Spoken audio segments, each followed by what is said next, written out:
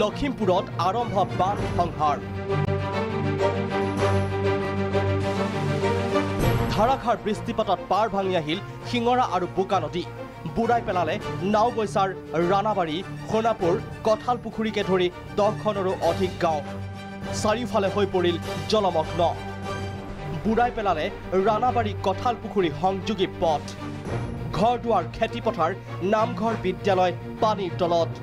গাভৰু নদীৰ পানীয়েও লালুকৰ বহু ঠাইত সৃষ্টি কৰিছে ভয়াৱহ পৰিস্থিতি যিমান কঠীয়া চিঠীয়া পাৰিলে সকলো কঠীয়া মানে পানীৰ তলত আৰু কিছুমান খুঁটে উটাই নিছে তেনেধৰণৰ হৈছে মানে কৃষকবিলাকৰ বিৰাট বিপৰ্যয়ৰ সৃষ্টি এটা হৈছে ক্ষতি মানে সাংঘাতিক কঠীয়া শাক পাচলিৰ পৰা ধৰি এতিয়া বাৰী চাৰী চব ডুব ফিচাৰী মাছ চাছ চব গৈ এতিয়া অৱস্থা পানী সোমাইছে আমাৰ সেইফালে যাবই নোৱাৰি চোতালে গোটেই এতিয়া নামঘৰলৈ আহিলোঁ এয়া নামঘৰটো এতিয়া নাম হ'ব পৰা নাই পানী অৰুণাচলৰ পানী ঢলে বিশ্বনাথত উটুৱাই নিলে কালভাৰ্ট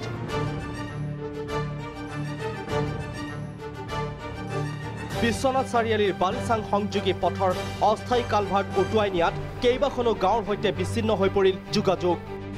বালিচাং পৰা চাৰিআলিলৈ যিটো একমাত্ৰ সংযোগী পথ আজি মিছামাৰীখিনি সম্পূৰ্ণভাৱে ভাঙি গৈছে আমাৰ এই দলংখন ভাঙি পেলাই যে মানে ঘৰে দুৱাৰে গোটেই পানী সোমাই গৈছে ভূটানৰ পৰা বৈ অহা পানীয়ে জলপ্ৰলয়ৰ সৃষ্টি কৰিছে গড়েশ্বৰ ভেড়াগাঁও তামোলপুৰত গড়েশ্বৰত বুৰ গৈছে কেইবাটাও পথ ডুব গৈছে বহুকেইখন বিদ্যালয় ঔবাৰী ডাবুখিলা ভোলা বটাবাৰী নাওবান্ধা ভোলাঝাৰ আদি গাঁৱৰ কৃষিভূমি নষ্ট হৈছে বানত ভেৰগাঁৱতো পানীৰ তলত 15খনকৈ বিদ্যালয় ডিমাকুচি সোণাজুলি উপৰি খুটি বগামাটি পথছোৱা বিস্তৰ ক্ষতি কৰিছে বানে বানত উটি গ'ল কেইবাটাও পশুধন তামোলপুৰতো স্বাস্থ্য কেন্দ্ৰ বিদ্যালয় চৌহদত পৰিল বানত এনেদৰে চুবুৰীয়া ভূটান আৰু অৰুণাচলৰ পানীত হাহাকাৰ লাগিল সীমান্তৱৰ্তী অঞ্চলত ব্যুৰ' ৰিপৰ্ট প্ৰাগ নিউজ